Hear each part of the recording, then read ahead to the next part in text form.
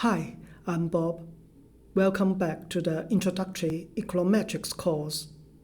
We will continue our solutions to the computer exercises for Chapter 17, Limited Dependent Variable Models and Sample Selection Corrections. In the textbook, Introductory Econometrics, a Modern Approach, the 7th edition by Professor Jeffrey Woodridge. Let's look at computer exercise 6. We will estimate the model from example 17.4 by OLS using only the 552 uncensored durations.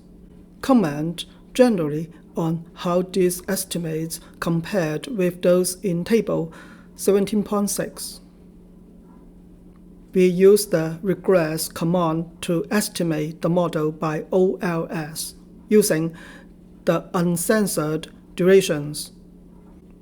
Compared with the estimates in table 17.6 in the textbook, we find some noticeable differences. The key policy variable, the work program, has a positive effect on the duration until the next arrest, but it is still statistically insignificant. Those with a history of drug or alcohol no longer have substantially shorter durations. The effects are not significant at any conventional level. Age and race do not significantly affect durations.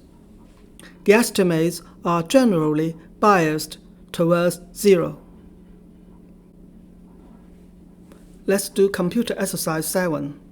In part 1, using the 428 women who were in the workforce, estimate the return to education by OLS, including experience squared, long wife income, age, kids less than 6, and kids greater than 6 years old as explanatory variables.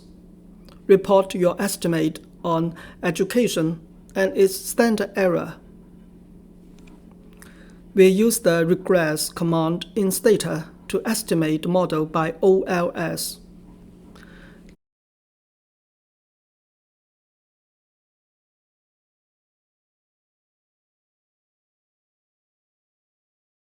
The estimated return to education is 0.100. One more year of education is estimated to increase the wage by 10%, holding other factors constant. In part 2, estimate the return to education by the Heckit method, where all exogenous variables show up in the second stage regression. In other words, the regression is log wage on education experience squared, long wife income, age, kids less than 6 and kids greater than 6 years old, and lambda hat. Compare the estimated return to education and its standard error to that from part 1. We use the Heckman command in Stata to estimate the model by the Heckit method to correct the sample selection bias. We type Heckman, followed by the outcome variable log wage and the explanatory variables. After the comma, we write the select option and a parenthesis. Then we put the selection equation into the parenthesis. In this case, the selection equation is a probit model of the labor force participation on all the exogenous explanatory variables. We also use the two-step option to specify the Heckman two-step procedure, as in the textbook, to correct the sample selection. We compare the estimates after the sample selection correction with the OLS estimates in a table. The estimated return to education is 0.119. It is greater than the OLS estimate of 0.100. The standard error is also larger. than the OLS standard error. In Part 3, using only the 428 observations for working women, regress lambda hat on education, experience squared, long wife income, age, kids less than 6 and kids greater than 6. How big is the R squared? How does this help explain your findings from Part 2? We use the Mills option in the Heckman regression to store the inverse Mills ratio variable. I named the inverse Mills ratio variable lambda hat. Using only the 428 observations for working women, we regress lambda hat on all the explanatory variables and find that the R squared is 0.97. Lambda hat is highly correlated with the explanatory variables in the model. So when we add lambda hat to the model in the second step of the Heckman sample selection correction procedure, it causes a multicollinearity problem and leads to high standard errors for the betas. It explains a relatively high standard error for the estimated return to education by the Heckit method. That is why we usually need an additional explanatory variable for the selection equation, and this variable does not appear in the wage equation. In other words, we need a variable that affects women's labor force participation but does not affect wage offers. The multicollinearity will be alleviated, and the sample selection correction estimates will be more statistically significant. Let's solve computer exercise 8. It is about a job training experiment for a group of men. Men could enter the program starting in January 1976 through about the mid-1977. The program ended in December 1977. The idea is to test whether participation in the job training program had an effect on unemployment, probabilities, and earnings in 1978. In Part 1, the variable train is the job training indicator. How many men in the sample participated in the job training program?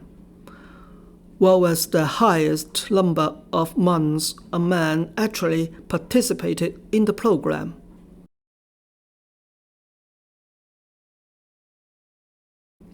We use the tabulate command to find information on the indicator variable train. Among 445 men in the sample, 185 participated in the job training program. We use the summarize command to find the information about continuous variables. The highest number of months a man actually participated in the program is 24 months. In Part 2, run a linear regression of train on several demographic and pre-training variables. Unemployed 74, unemployed 75, age, education, black, Hispanic, and married. Are these variables jointly significant at the 5% level? We use the regress command to run a linear regression and find that the F statistic for the overall significance is 1.43, and its p-value is 0.19. The explanatory variables are jointly insignificant at the 5% level. In Part 3, estimate a probit version of the linear model in Part 2. Compute the likelihood ratio test for the joint significance of all variables. What do you conclude? We use the probit command to estimate the probit model. The likelihood ratio statistic is 10.18 and its p-value is 0.18. The explanatory variables are jointly insignificant. In Part 4, based on your answers to Parts 2 and 3, does it appear that participation in job training can be treated as exogenous for explaining 1978 unemployment status? Explain. Participation in job training does not significantly correlate with the demographic and pre-training variables, so it can be seen as randomly assigned. We can treat it as exogenous in the 1978 unemployment equation. In Part 5, run a simple regression of unemployment 78 on train and report the results in equation form. What is the estimated effect of participating in the job training program on the probability of being unemployed in 1978? Is it statistically significant? We regress unemployment 78 on the train variable. The slope estimate in the simple linear probability model is minus 0.111. It implies that participating in the job training program decreases the probability of unemployment by 0.111 or 11.1 percentage points. It is statistically significant at the 5% level against a two-sided alternative. In Part 6, run a probit of unemployment 78 on train. Does it make sense to compare the probit coefficient on train with the coefficient obtained from the linear model in Part 5? We use the probit command to estimate a simple probit model. To compare the probit coefficient with the linear probability model coefficient, we need to calculate the average partial effect. We can use the margins command to compute the average partial effect for the probit estimates. It is minus 0.112 and statistically significant at the 5% level. It is almost the same as the linear probability model estimate. In Part 7, find the fitted probability from Part 5 and 6. Explain why they are identical. Which approach would you use to measure the effect and statistical significance of the job training program? For the linear probability model, using the estimated equation, when J equals 0, the fitted probability is just the intercept 0.354. When J equals 1, the fitted probability is the sum of intercept and slope coefficient 0.243. We can use the predict command and the XB option to verify the result.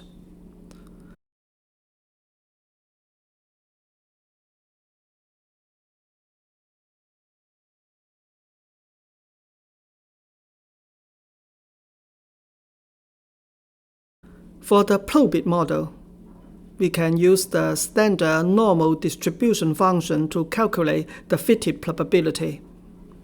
They are the same as the linear probability model.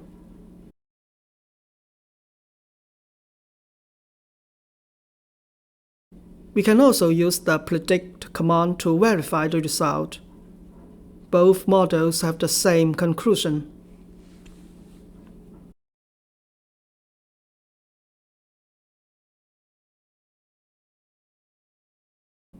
In Part 8, add all the variables from Part 2 as additional controls to the model from Part 5 and 6. Are the fitted probabilities now identical? What is the correlation between them? After estimating the models, we still use the predict command to compute the fitted probabilities for each observation.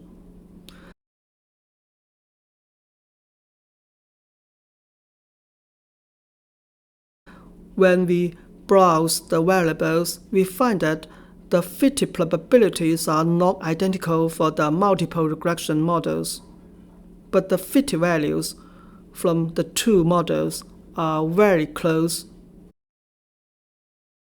and highly correlated, with a correlation coefficient of 0.99. In Part 9, using the model from Part 8, estimate the average partial effect of change on the 1978 unemployment probability.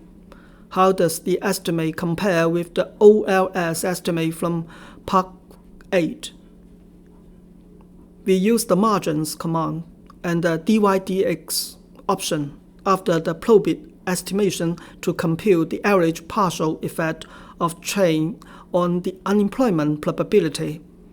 It is minus 0.113. It means the job training program is estimated to lower the unemployment probability by 0.113 or 11.3 percentage points, holding other variables in the model fixed. The linear probability model gives an average partial effect of minus 0.112, which is the estimated coefficient on the change variable. The two estimated average partial effects are almost the same. Let's find answers to computer exercise 9. These are telephone survey data attempting to elicit the demand for ecologically friendly apple. Each family was randomly presented with a set of prices for regular apples and eco-labeled apples.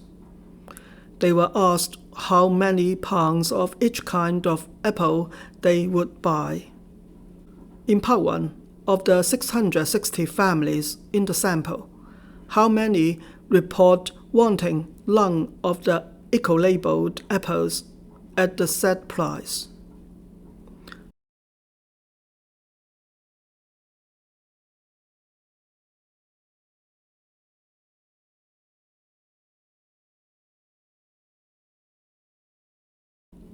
Out of 660 families in the sample, 248 families report wanting none of the eco-labeled apples.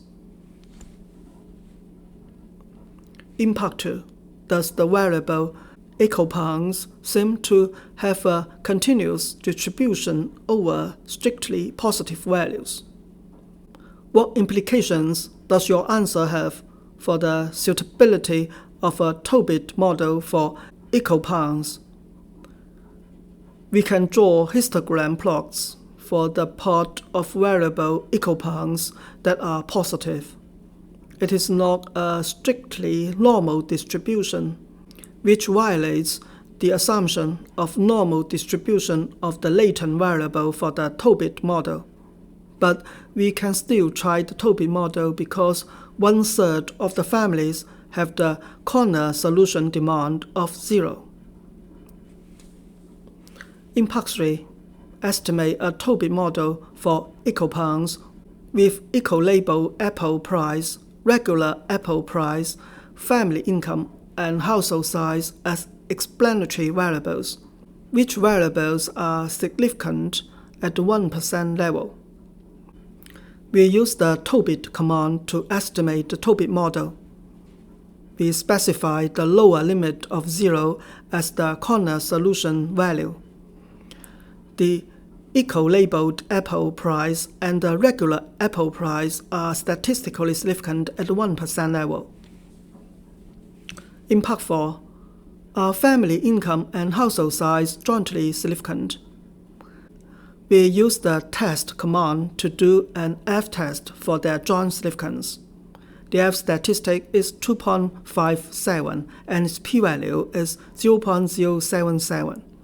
Family income and household size are jointly significant at the 10% level.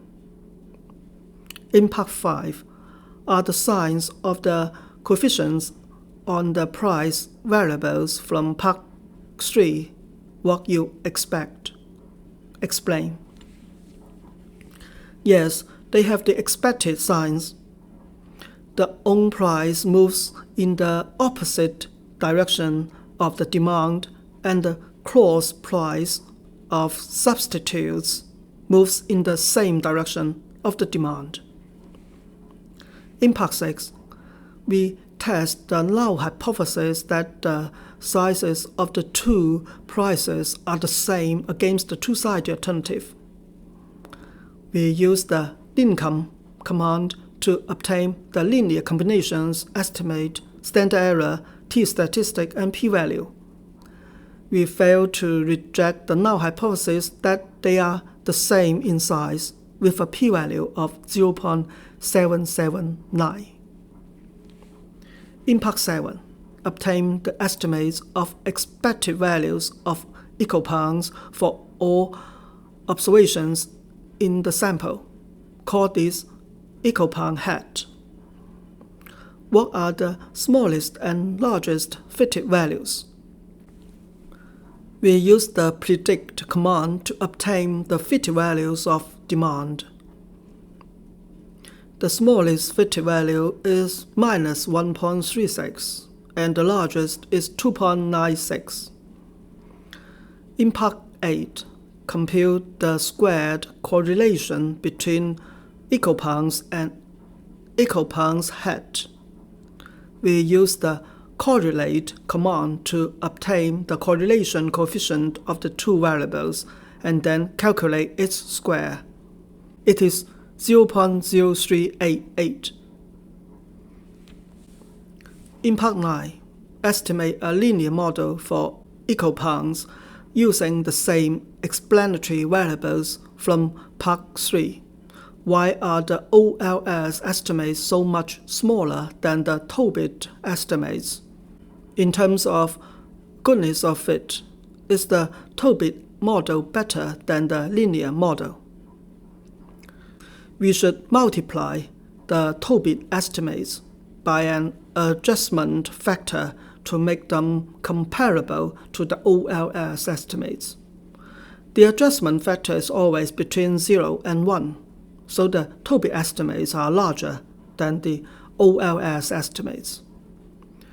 The R-squared in the OLS model is 0.0393, slightly higher than 0.0388. In terms of goodness of fit, the probit is not better than the OLS. In Part 10, evaluate the following statement. Because the R-squared from the probit model is so small, the estimated price effects are probably inconsistent. The statement is false. The consistency of the estimates depends on whether the model suffers from endogeneity problems, such as omitted variable bias and simultaneous causality. It does not rely on the size of the R-squared. Let's do computer exercise 10. In Part 1, the variable cigarettes is the number of cigarettes smoked per day. How many people in the sample do not smoke at all? What fraction of people claim to smoke 20 cigarettes per day? Why do you think there is a pile-up of people at 20 cigarettes?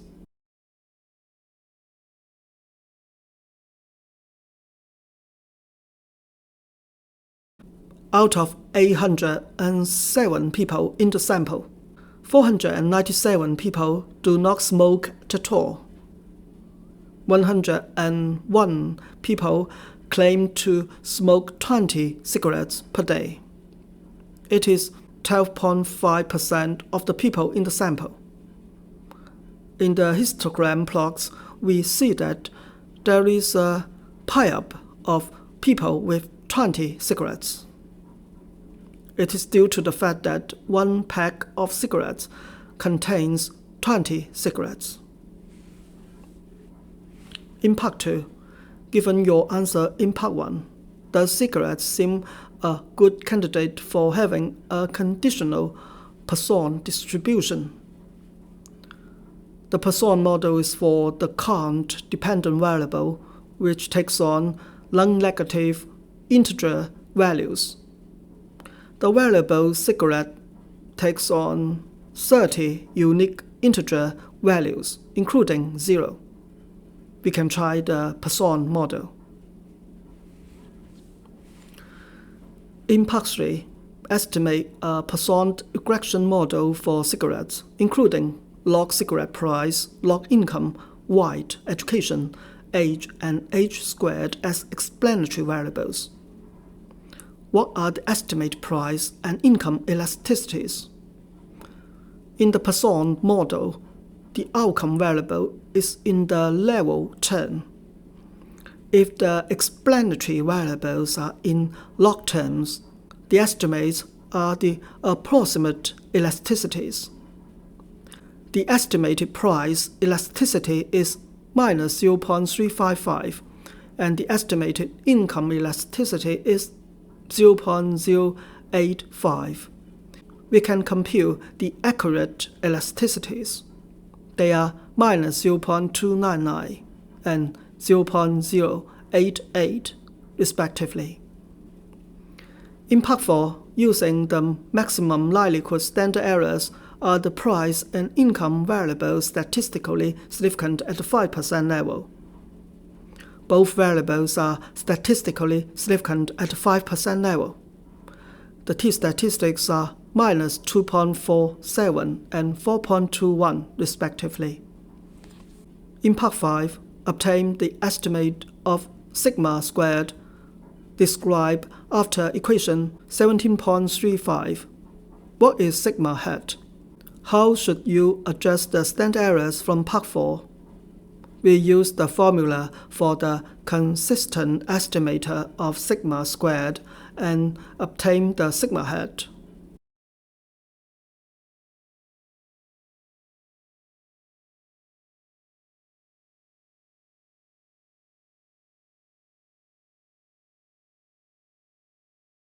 It is 4.54. It is a case of over-dispersion. The standard errors in Part 4 should be multiplied by 4.54 to obtain the correct ones. In Part 6, using the adjusted standard errors from Part 5, are the price and income elasticity now statistically different from 0? Explain. The t-statistics should be divided by 4.54 to obtain the corrected t-statistics. They are tiny, so the price and income elasticities are not statistically different from 0 now. In Part 7, are the education and age variables significant using the more robust standard errors? How do you interpret the coefficient on education? The t-statistic for education is minus 3.13. The t-statistic for age is 5.12. They are statistically significant at the 1% level. The coefficient on education is minus 0.06.